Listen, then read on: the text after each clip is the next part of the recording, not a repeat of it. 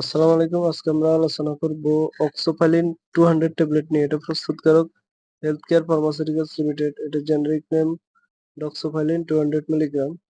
এটা per piece ৬ টাকা করে। এক বক্সে 50 টা ট্যাবলেট থাকে। 50 টার দাম 300 টাকা। এক পাতার দাম 60 টাকা করে। এছাড়াও এটা 400 এমজি আকারে পাওয়া যায় এবং সিরাপ আকারে পাওয়া যায়। নির্দেশনা কি জন্য অক্সোফাইলিন 200 মিলিগ্রাম ডাক্তারগণ দিয়ে থাকেন। এটা সাধারণত অ্যাজমা, হাঁপানি, শ্বাসকষ্ট ও কাশি রোধের জন্য দিয়ে থাকেন।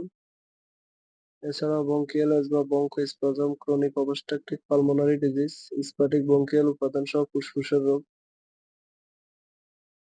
ফার্মাকোলজি ডক্সোভালিন একটি আদর্শ শ্বাসনালী সম্প্রসারক। গঠনগত দিক থেকে 7 নম্বর পজিশনে ডাইঅক্সিলেন গ্রুপ থাকার কারণে এটি থিওফাইলিন থেকে আলাদা। ডক্সোভালিন নির্দিষ্টভাবে ফসফোডাইএস্টারেজ 4 কে বাধা প্রদানের মাধ্যমে শ্বাসনালীর নিঃসরণ ও মাংসপেশির প্রসারণ ঘটায়।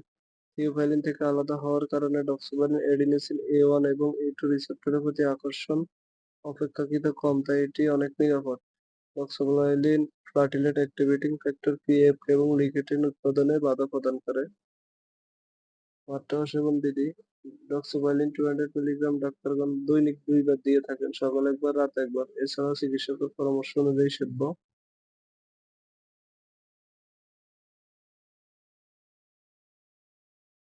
পার্শ্ব প্রতিক্রিয়া জেনথিন সমূহের দ্বারা চিকিৎসারত রোগীদের ক্ষেত্রে বমি বমি ভাব, বমি হওয়া, মাথা ব্যথা, খিটখিটে ভাব, অনিদ্রা, টাকিকার্ডিয়া ইত্যাদি।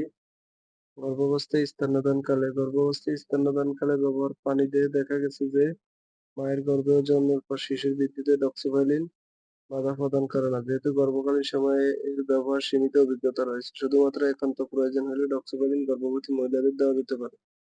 স্তন্যদানকালীন সময়ে এই ওষুধ প্রতিনির্দেশিত। এছাড়াও গর্ভাবস্থায় স্তন্যদানকালে অবশ্যই ডাক্তারের পরামর্শ নিয়েই খেতে হবে।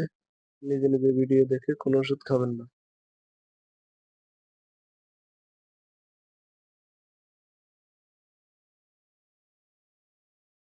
থেরাপিউটিক্যাল প্লাস ব্রঙ্কোডাইলেটর মেথিলজিনথিন ডায়াবেটিস সংরক্ষণ আলো ও তাপ থেকে দূরে শুষ্ক স্থানে রাখুন।